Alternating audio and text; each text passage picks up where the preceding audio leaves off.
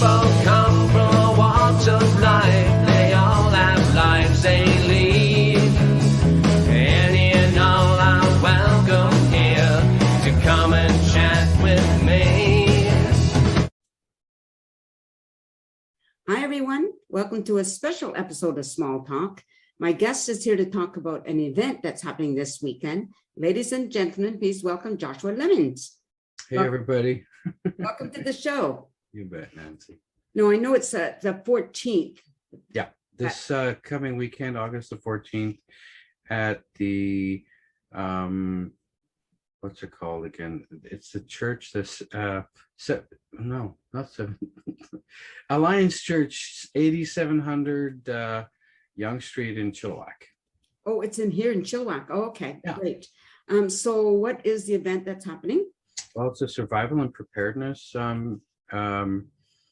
workshop where people can come, and it's mostly geared towards people who are definitely knowing something is wrong, Right. and they're starting to worry. They're worrying about their bank systems. They're worried about food shortages, worried about a possible scenario that they might need to have to prepare for some kind of, situation. And it goes from everything from, let's say, fires, what happens if there's a fire in the area, where do you go, or floods. And right now, worldwide, it can happen anywhere and at any time. So we're putting this project together, this workshop, and we're going to be covering everything from what equipment would you need for an emergency evacuation, finding an emergency evacuation location, to what food to store just in general. Should we be storing between 6 months to a year worth of food? If things start to break down, and for myself, I see a lot of the system starting to crumble. So, when things come to a shortage, we should really pre-prepare before everybody's running towards the stores to grab. We should already be ready and have at least between 6 months to a year worth of food. And we talk about what food to store, what are the best things to have that are canned or dried, or brown rice as opposed to white rice. I mean, we cover a lot of these things. And if something happens, if there's a lockdown, for instance, is it better to stay home, or is it better to get out? So we talk about that kind of stuff. We talk about what's essential. We cover areas like water for purification, the basic food prep, shelter, and also, if things go to the way where there's an emergency situation and it lasts a long time, what kind of things should we save up for, to prepare with? What currencies does countries like Venezuela and Argentina and Chile back in the day, what kind of things did they do to help them survive? Right. Have you given these workshops before? I've been doing this across Western Canada, mostly to Indigenous groups. Okay. I've done these things in the past for mostly survival in the wilderness or bugging out. If you had to go to the wilderness, how would you survive? How to make lean-tos and fires, and how do you purify water in a natural way to survive? How do you survive in the wilderness kind of thing? But we're changing this to, instead of a bug out scenario, we're changing this to the EEB method, which is the emergency evacuation bag, and then emergency evacuation location zone. That, where are people going to go? What are they going to do? And are you connected with the network? Are you talking to people within your network that are also doing the same thing? Maybe you could store your food together. Maybe there's a secure location that's not going to suffer from flooding or fires or natural disasters, and one of the good things is drawing people together so everybody can talk. Groups can be formed, friendships can be formed. Well, yeah, I only live a few blocks away from you. Let's get together. Let's get a half dozen people so we are helping each other. Maybe somebody doesn't have a huge food stores, but they've got a truck and a camper or something that can go to a location that people can use or utilize, if you know what I mean. So if somebody wanted to go on the 14th, like, are there still openings? Yeah, it's $20. Mhm. You go online to fvfreedomrally.com. Okay. There's a address, which is Fraser Valley Freedom Rally at gmail.com to be able to, what we're doing is just doing e-transfers, so that they can e-transfer $20. We're trying to stay away from Eventbrite and things like that because they're so expensive.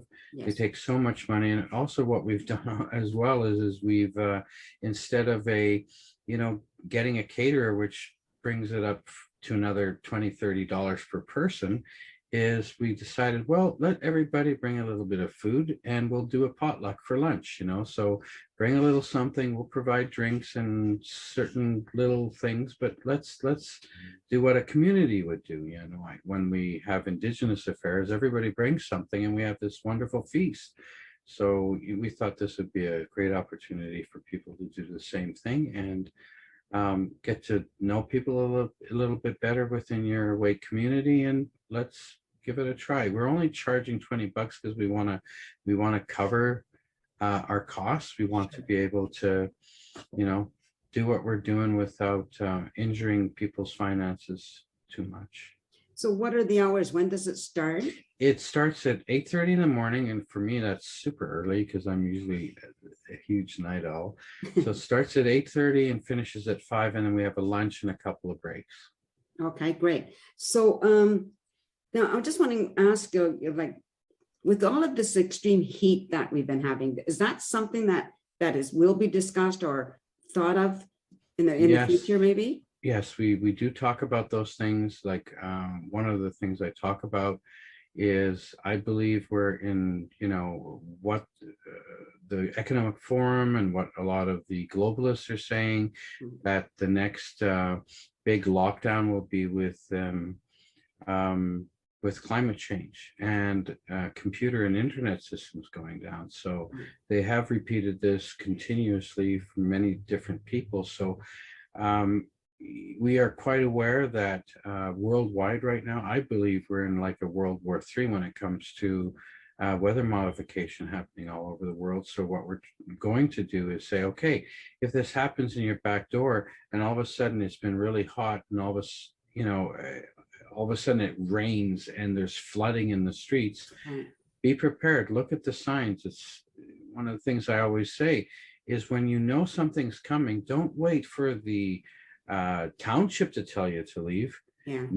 Your gut and your instinct should kick in and say, okay, pack up the car, pack up the kids, and let's go to our EELZ, which is your emergency evacuation location. I know that a lot of the communities have schools or places that they would go, but I feel, especially with what's going on, that if you have a location that's pre-planned with your group or with even with a few families, that where they know to go there, because then you've got people that you can trust. You're with people that care about you and are waiting for your arrival. Right. I'm just wondering, because you said you've done these before, and how was it received? How did people react? It's always well received, especially when they can learn something. When they learn what a bug out bag is or an EEB bag, that what kind of things that they should carry with you, what kind of redundancy you should have. Should you have, a few packs of or packs of lighters or an extra knife, or what kind of things should you have in your everyday carry, which is called an EDC, as to your bug out bag or your EEB bag. What kind of things should you have in it, so that people can feel that they are more prepared, and then they feel less stressed because they know they've got a store of food, let's say at their friend's house or in a location that's safe.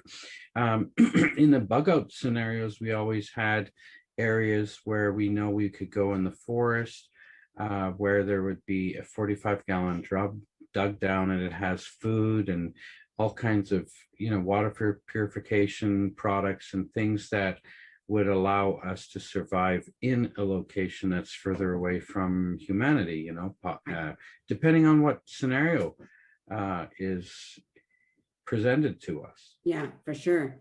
Just thinking about an almost silly item, but necessary item. When COVID was first announced, people started hoarding toilet paper.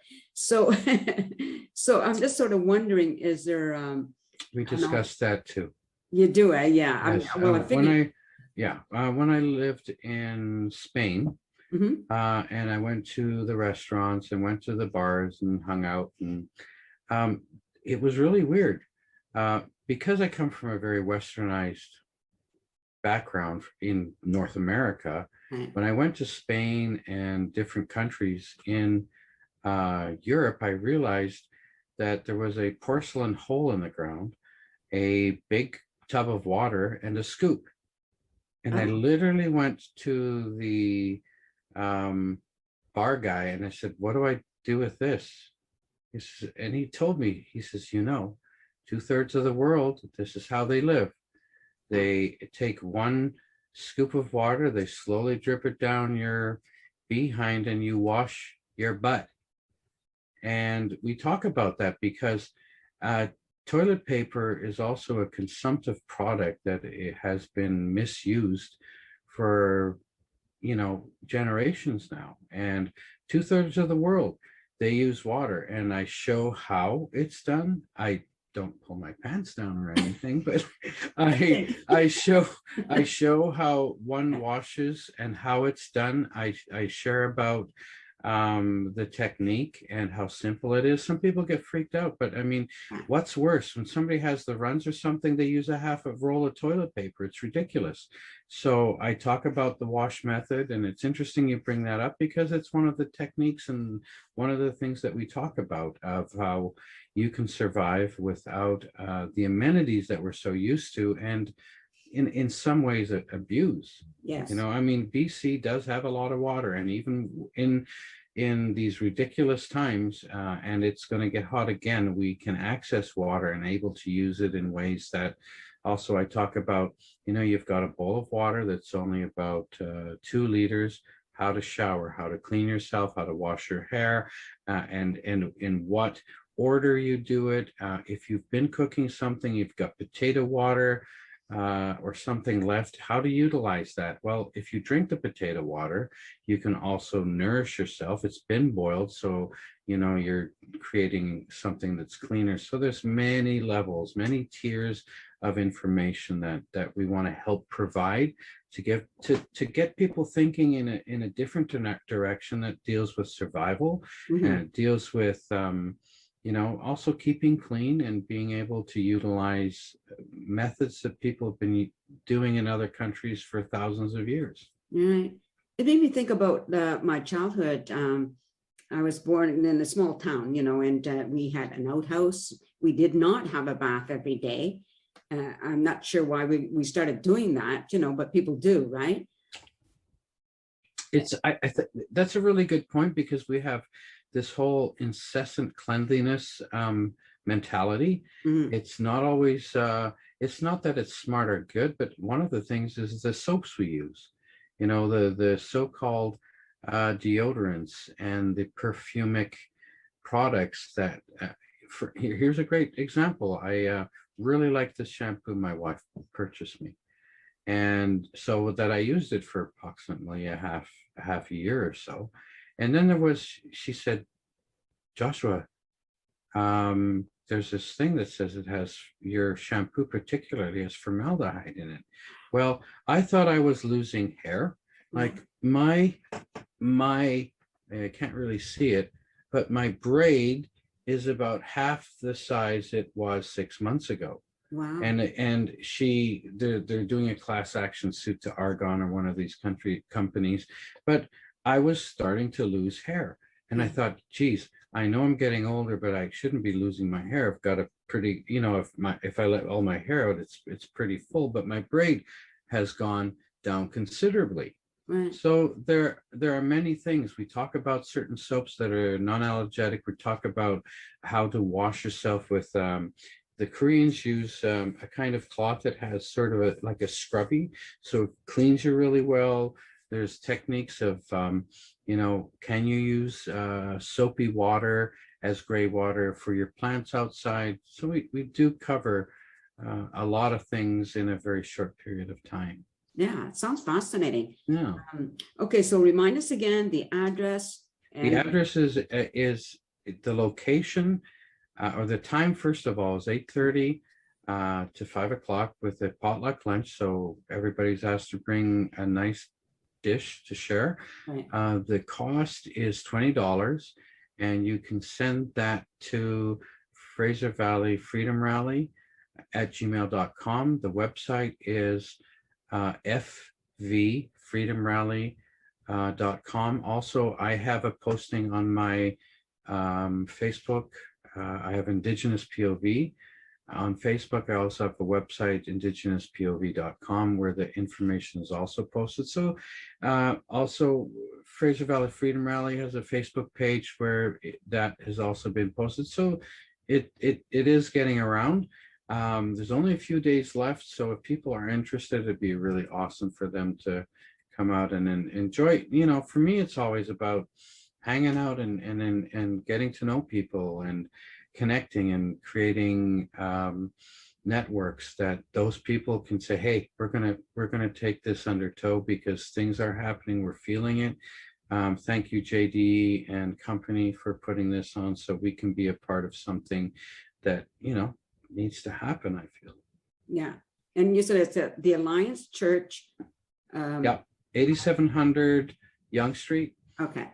If you are on the highway and you hit Yonge Street, and the thing is too, the Alliance Church in Chilliwack, it's also easy to find on Google Maps and to follow. It's 8700 Yonge. And not too hard to get. And if you have a problem, we do have a phone number available on freedomrally.com that you can text and get some more information or send your stuff out to them. Right. Great. Well, thank you for that. Just stay on camera for a minute, and I'm going to just say goodbye to the audience. So, okay, you bet. Yeah. So everybody, this is an important. I think it's an important for all of us to learn this. So hopefully you'll show up on Saturday. Do your e-transfer. $20 is a really inexpensive price to pay to get all this wonderful information. And stay safe, everybody. And until then, peace out. Peace out.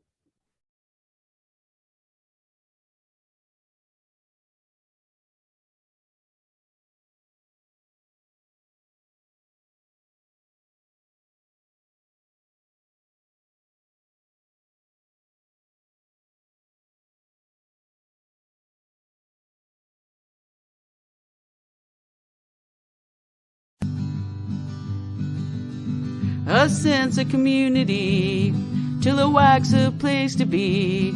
A sense of community where you're free.